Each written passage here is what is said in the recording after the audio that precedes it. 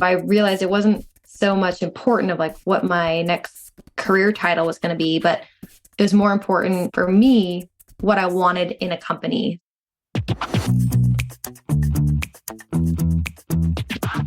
This is the Happen to Your Career podcast with Scott Anthony Barlow. We help you stop doing work that doesn't fit you, figure out what does, and make it happen. We help you define the work that is unapologetically you and then go get it. If you feel like you were meant for more and you're ready to make a change, keep listening. Here's Scott. Here's Scott. Here's Scott. Imagine you open your email, and there in your inbox is a message from your ideal organization telling you about an open role they think you would be great for. After a well-deserved celebratory dance break, of course, obviously, then you can pat yourself on the back because you made that happen. Okay, this might seem a little far-fetched and seem sort of out there, but this could be your reality just months from now. There are ways to engineer situations to become the perfect candidate for your dream organization, and then build relationships that get on the hiring manager's outreach lists. Okay, so a lot of times, if you've been a hiring manager before, it's not necessarily this formal, but it absolutely is the way that it works. As soon as, there's a need in an organization, then you start to think to yourself, who could fill this need? Okay, well, if that's the case, and you know that, you can use that to your advantage in some really positive ways for yourself and the organization and the hiring managers. All this could be your reality, but you have to be willing to do things drastically different in order to stand out. For some people, getting specific on your role could help, but for me, getting specific on the company is what helped most. But either way, I think getting specific is what's going to give you clarity, and it's going to allow you to get to the place where I was putting all my eggs in one basket because I knew it was the right fit, rather than posting up on LinkedIn job boards and Indeed and just putting your resume out there for umpteen places. Like, that has minimal effect. That's Jenna Bias. Jenna is an RN who had worked as a bedside nurse for her entire career. When she began to reach the point of burnout, she knew that in order to find fulfillment in her career, she needed to switch industries. Jenna began really digging into what she wanted and what she needed out of her next career change.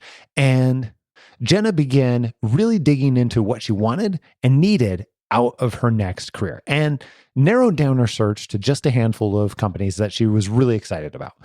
She then went above and beyond in her attempts to build relationships with people at her top target organization. You'll hear her talking about the strategy of using Loom, a video messaging tool, to reach out to multiple people at this company, including the CEO.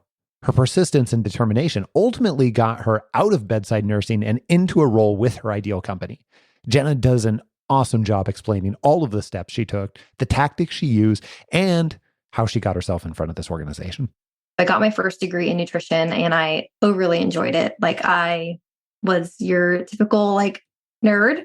I really enjoyed my classes. I loved working on group projects. And I think what it boiled down to at that time was the content. I was really interested in it. But then it came time to utilizing that degree for a career. And I was really stumped, as most 22-year-olds are. Yes. So I kind of wrapped my brain. I wanted to make a decision that was quote unquote stable. And that led me to nursing. So after my degree in nutrition, I got a second degree in nursing. And looking back, I think the signs were all there that it was not a good choice for me, because contrary to my time studying nutrition at Cal Poly, I did not enjoy the content. No, I wouldn't say dreaded studying, but just the joy wasn't there how it was with nutrition. But I kind of ignored the red flags, continued on, and ended up being a nurse. And of course, as I'm sure everyone can guess, that kind of disalignment continued into my career. Yeah. Where did you start to recognize and pay attention to those red flags? Where did you start to first learn that maybe this isn't quite right for me? Yeah, I think for a long time, I chalked it up to situation. Mm-hmm. So for my first nursing job, fresh out of nursing school, I was working in an emergency department. I was working 12-hour shifts. I was working night shift and I had an hour-long commute. So just to like put that into perspective, I would leave for work at 5:30 p.m., get to work around 6:30, get ready, work a 12-hour shift till 7 a.m., give a report, drive home at 7:30 a.m., shower, go to bed from like 9 a.m. to 4 p.m., and then do it all over. So I recognized early on that it was not sustainable, regardless of if I loved the work or not. I'll get to that in a bit, but just the situational aspect of it. But at the time, I was a new grad nurse, just kind of doing what I thought I needed to do to get my foot in the door. And so then fast forward when I got my second nursing job, it was a hospital closer to home. I was working 8-hour shifts. I was working days. I liked my coworkers. So a lot of those key pieces had changed for me. So here I thought this was going to make a big difference for me. I actually remember my husband, when I got the job, saying something along the lines of like, oh, this is great. Like, I feel like you'll probably be in this job with this hospital for a long time because of all the situational aspects. But what I soon realized is the work was the same. And so that level of unhappiness was the same. For me, it wasn't about the logistics. Like, I didn't care if I was working long hours. Yes, not having a long commute was nice. But for me, the work was not only not filling my cup, but it was like draining my cup, like bone dry draining. So yeah, I think it took a few jobs for me to realize, okay, it's not the situation, it's the work, and just kind of coming to terms with that and getting over the barrier of making the decision to finally leave this career, even though I spent so much time, effort, and money into getting here. Once you made the decision that you were going to transition, what did it look like for you to decide where you wanted to focus your time and energy? What did that look like? Yeah, that part was tough too. I remember telling Philip, my coach, in the beginning that he asked, oh, what's like a piece of advice to me that I can use along the way to kind of keep you on track or like bring you back in, if I ever feel like we're getting off the right path. And I told him, I was like, I love a lot of things. I have a lot of interest. I tend to be a somewhat like indecisive person. And then I gave him the example of like when I go to a restaurant, like I always want to like try new things. And there's so much that looks good, but a lot of times I pick something and I'm like, oh man, this wasn't like as good as I thought. And so I told Philip, I was like, just remind me to like just pick the cheeseburger. And what that meant to me was basically like pick something that I'm rooted with, that I know is always going to be something that I'm passionate about and bring me back to like what aligns with me rather than kind of getting lost in all these possibilities. So that really helped because I felt like when I was leaving nursing that there was so many possibilities. It was a little bit overwhelming and I didn't know how to hone in on exactly where it is I wanted to go, which I'm sure is probably, I know there's some kind of probably two types of people in the career change path. Like one where they want to leave their career and they know exactly where they want to go. And for me, I knew like wholeheartedly I wanted to leave, but I didn't know where I wanted to go. And I think that probably is a big barrier for people leaving initially too, because, oh, not only do I want to leave my career, but like, I don't have a plan of where I'm going next. Like that's a hard pill to swallow. So for me, getting just kind of going back to my roots, with the whole, I've always been interested in nutrition, always been interested in health and wellness. How can I take that forward and get specific on what I want to do in my career? That helped me a lot. I'm curious, what made that so helpful? And why do you think that worked and jived with you? Yeah, totally. I think it's two-part. The first part is I got so lost in all the possibilities of different career types. Yeah. And I didn't know which one was going to be a good fit for me. And it wasn't until we kind of took the title, I guess, the career title off the table that I finally started to get some clarity. So I realized it wasn't so much important of like what my next career title was going to be, but it was more important for me what I wanted in a company. So I got really specific about that. I knew I wanted to work still within the health space. I'm always loved like more of the functional medicine side compared to the conventional medicine world that I was working in the hospital. Yeah. I wanted a company that was having a big impact on people, that was like making a difference for the better. That was a big thing for me was, yes, I was working in a hospital setting and quote unquote helping people, but it was a bit of a broken system. And there's much like a revolving door kind of analogy with the hospital. So moving forward, I really wanted a company that had a truly positive impact on people. I got really specific on the type of culture I wanted to be in. Some ideals, but not deal breakers, was types of schedule. I was kind of intrigued by this whole work from home wave, and I liked the flexibility of it. And I really wanted, a big thing for me was autonomy in my role. As a nurse, you're kind of binded by the red tape of a hospital and it dictates your day. I really wanted a role where I could kind of like lead myself and have responsibilities that I took care of on my own. So none of those things point to one role, right? Yeah. But you could theoretically find companies that really emphasize those things or prioritize those things. And when I did that and got, there's several other things that I got really specific about, it ultimately led me to 3 companies. I think I had a list of, I think of 8 companies that were possibilities, but really only 3 that I wanted to entertain the idea of looking into. And only one that really like spoke to me. It seems so weird.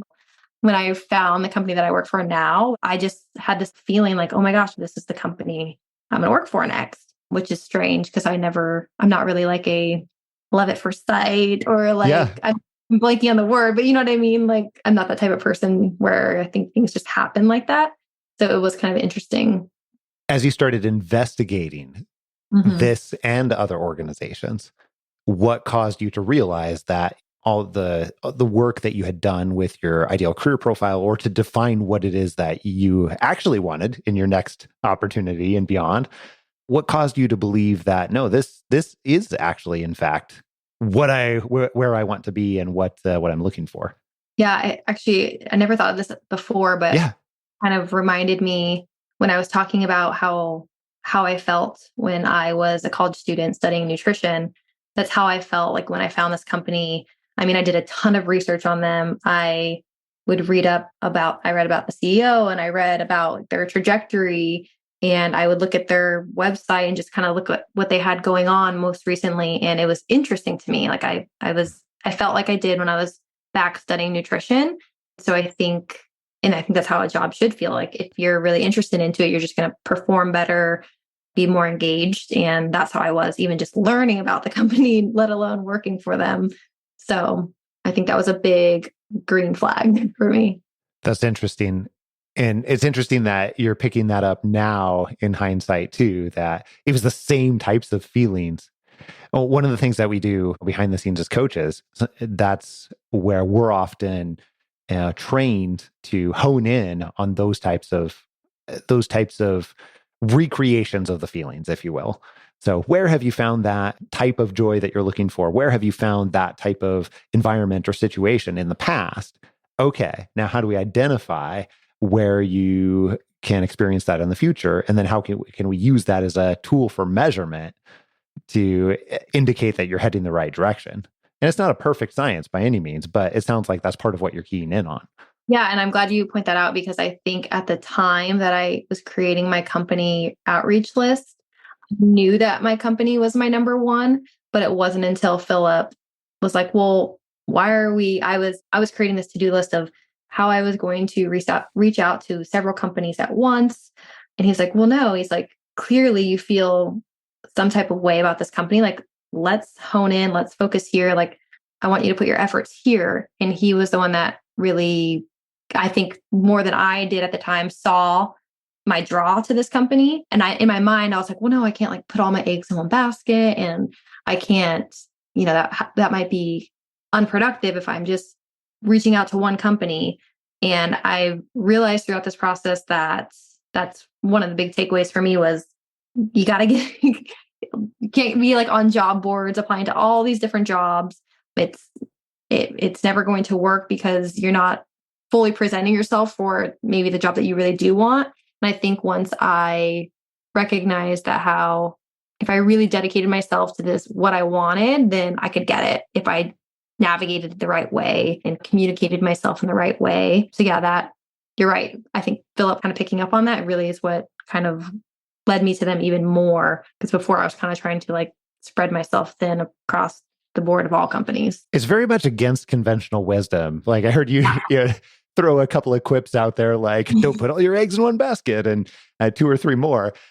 But if you go after what you want and you're focusing most of your energy on that, it becomes a lot more possible and more likely that you're going to get to what you want, which of course sounds logical after the fact. And when you say it that way, but when you're experiencing it and you're going through that, you've got all the emotions and everything else that is sort of stopping you from heading towards where you actually want to go. So I appreciate you sharing that.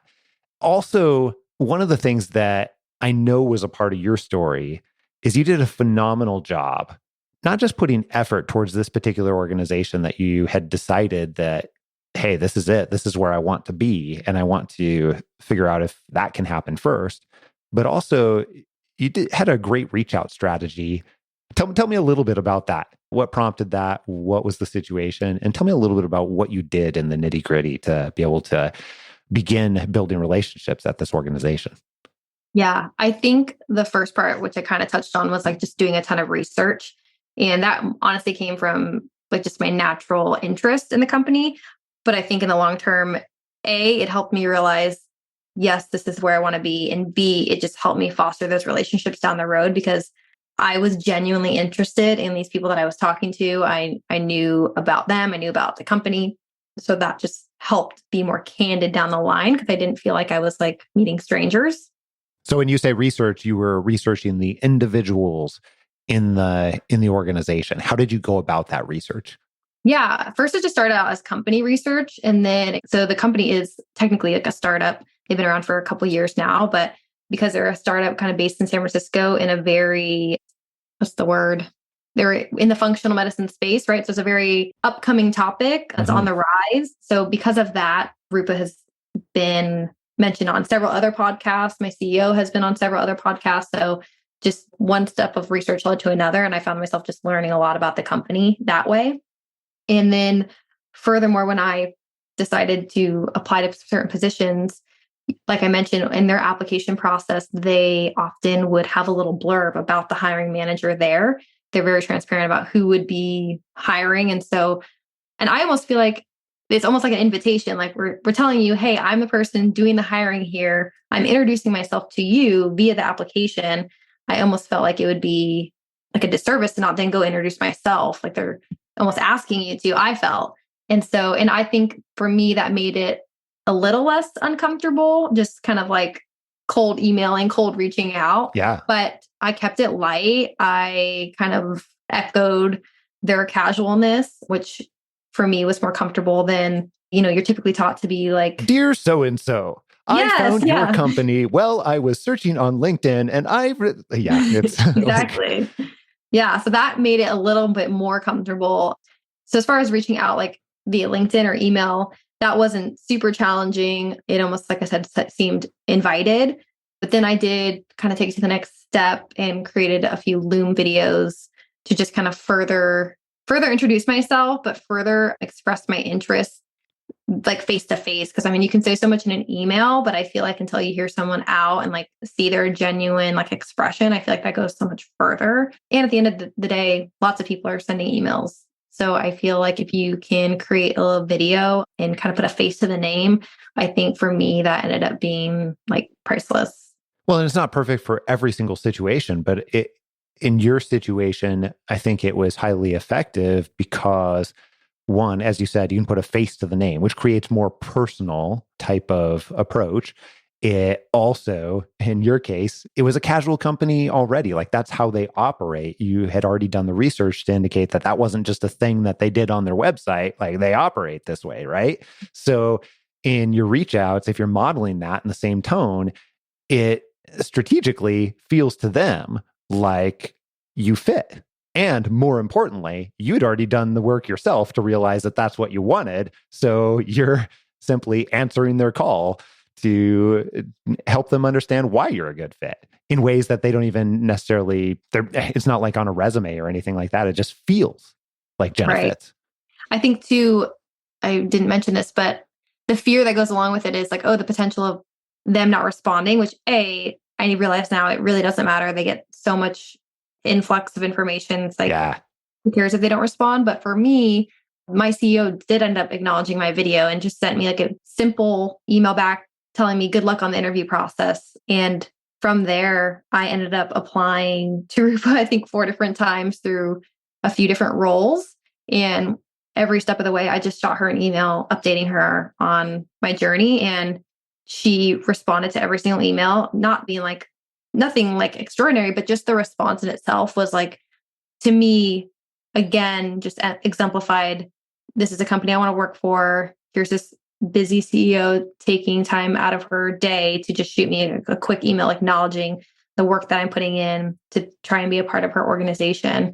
And then, yeah, as far as applying to multiple roles, it just came down to I knew this is the company I wanted to work for.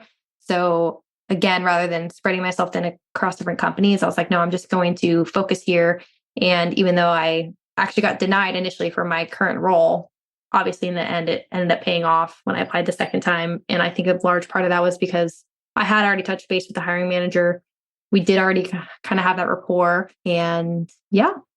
Okay, so let's dig into that for just a second, because I think that's important. First of all, I will say most people in the world, after they get turned down, are not going to go back and they're not going to continue to work at it. Also, one of the things that we see over and over again is that is something that is relatively normal. I cannot tell you, well, actually, for people who've listened more than one episode, you may have already heard that story a few times along the way, because it does happen relatively frequently. So kudos to you for continuing to persist. And also, what did that look like? Take me through, I think you said you applied for 4. How many did you interview for? What did the process look like?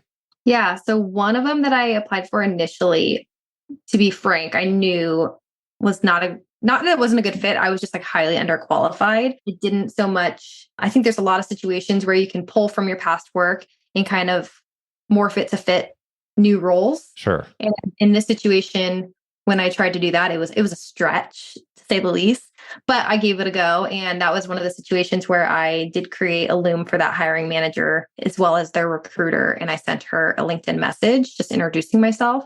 And she was very sweet in her response and transparent in the fact that I probably wasn't going to have what they were looking for in that role.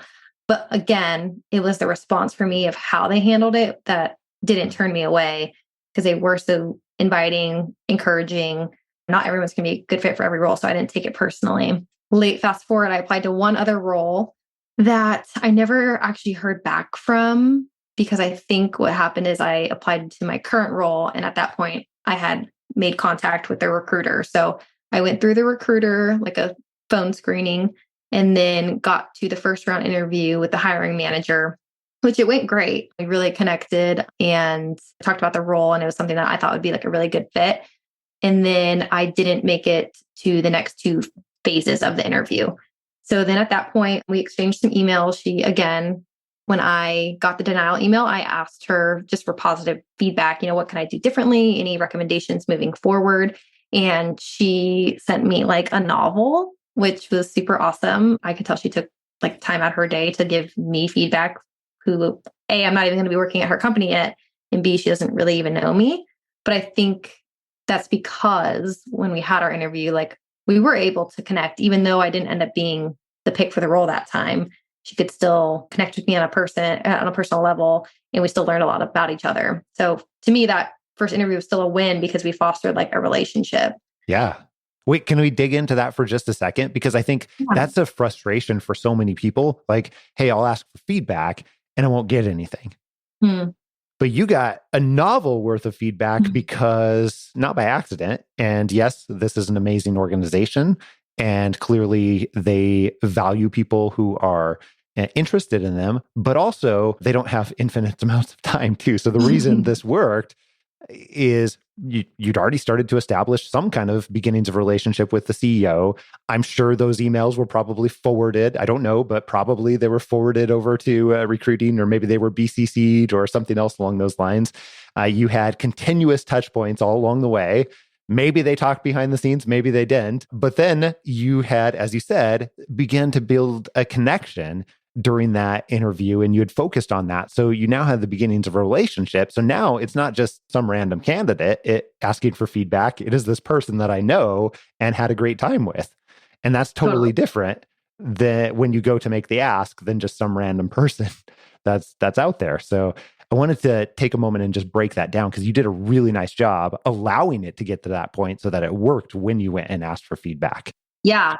I think a big thing for me, and I'm sure it's probably for other people as well, is because I had all those touch points and in situations of like asking for feedback. I know a big thing for me was like kind of a fear component. I almost felt like, oh my gosh, am I reaching out too much? You said, oh, they're probably talking behind the scenes, like in a good way. But in my mind, I was like, man, are they like, oh, that Jenna girl, she applied again. Never hire that one. XXX. Yeah.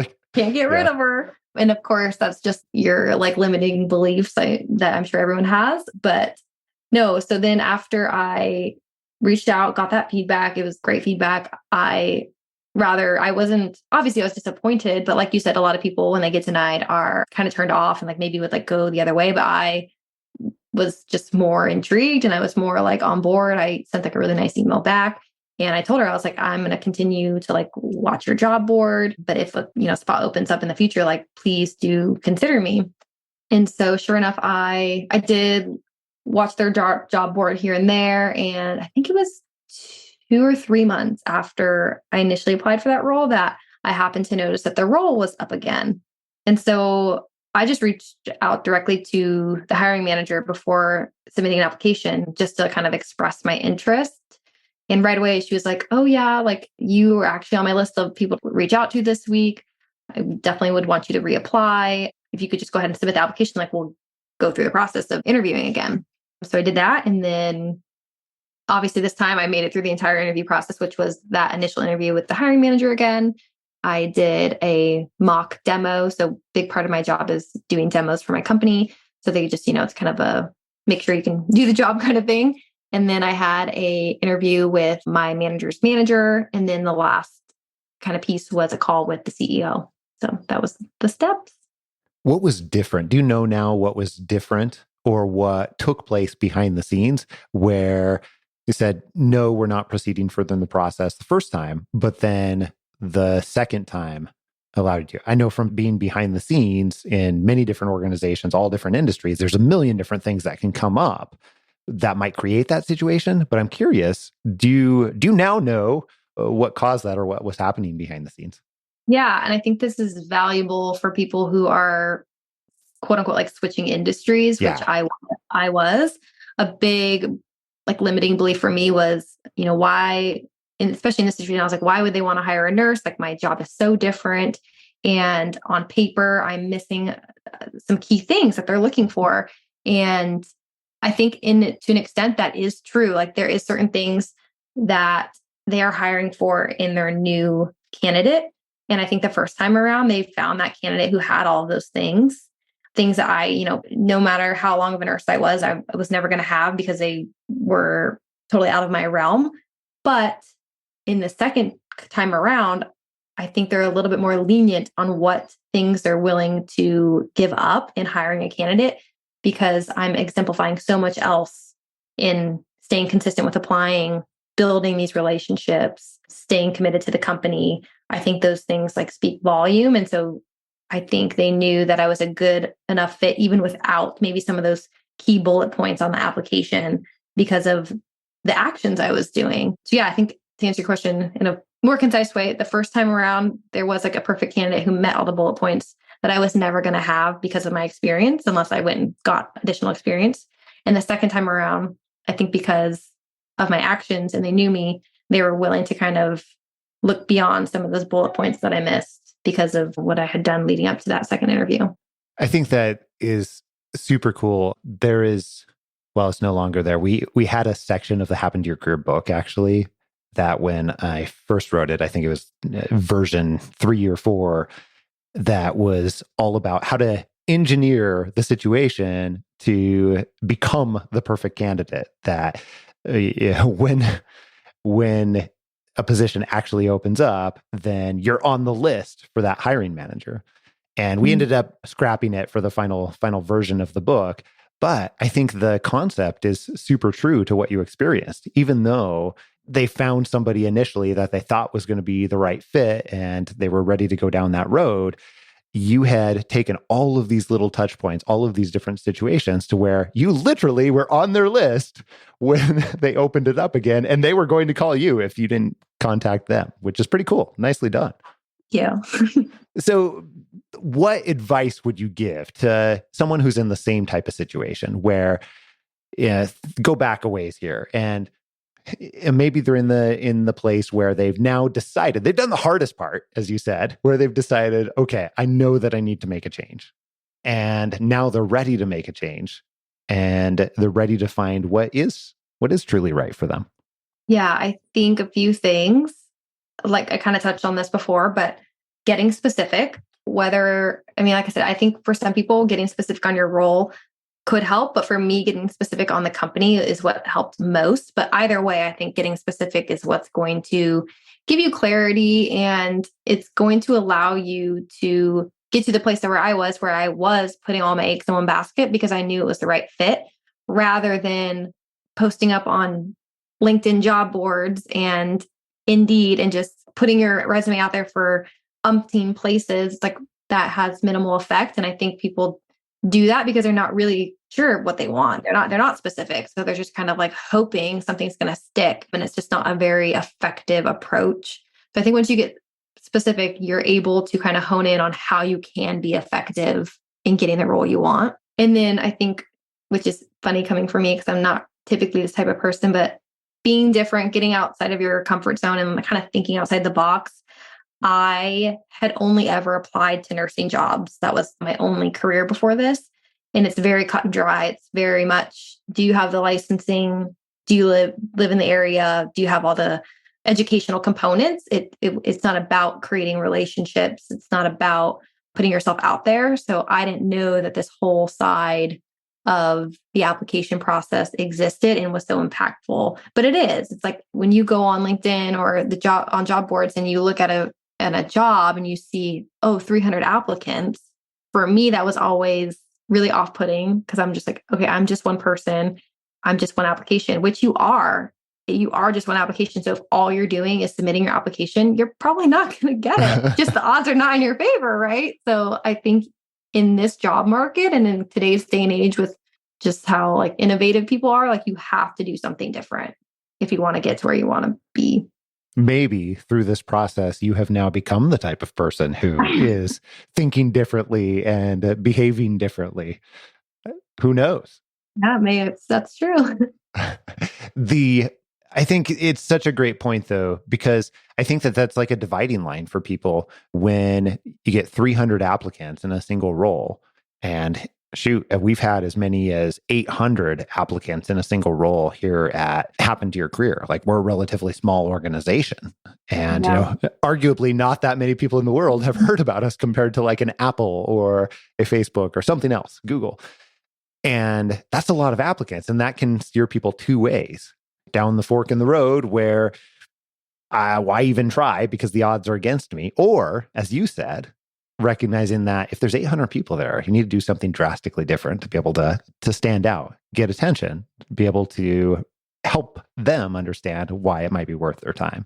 So that's super cool that you recognize that and that you've learned that and that maybe you're now on that way to becoming that type of person in the future. I mean, I will say, I think a large part of learning it was, working with my coach, Philip. And I think that's where like having a coach plays a great role of kind of bouncing those ideas off somebody and then just kind of building you up. I remember so many times I would like come to Philip with my ideas or like what I had written up. And he's like, Jenna, you know what to do. I'm literally just here to tell you to do it, like to give you the confidence boost or to give you like, just another set of eyes to say like, yes, that's a good idea. So I feel like a lot of times just having that person to like soundboard you is really helpful to kind of like get you in the right direction. Even though I've been coaching for 20 plus years now, it still feels strange to me to some degree that we all need that, like that sounding board in one way or another. And that can literally be the difference between it happening in reality versus just staying a thought that maybe this is the right thing for me to do. And I suspect it might be. So Right. that's on one hand, even with a coach, it still requires that you're taking the steps forward. So really, really nice job. You've done amazing work. And I think that sometimes on these episodes, it's hard to represent in a 30 or 45 minute time period, just all of the work and the ups and downs and everything else that went into making a many month career change into something that arguably didn't fully have the resume experience for, or whatever else it might be. Yeah. I mean, I never would have got to where I am if I only did a month of work. It took several months. And I was, what's the word? I was a little hesitant or like off put by like the initial timelines of things. And I was like, oh, well, like I'm a really hard worker. Like I will put in the work and hopefully it'll happen sooner.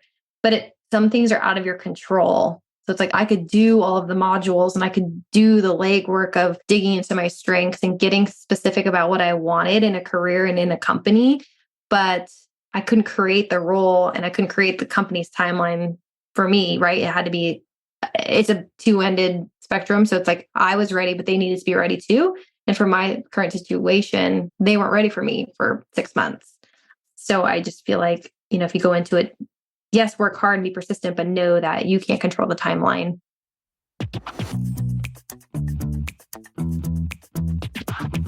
Most of the episodes you've heard on Happen to Your Career showcase stories of people that have taken the steps to identify and land careers that they are absolutely enamored with, that match their strengths and are really what they want in their lives.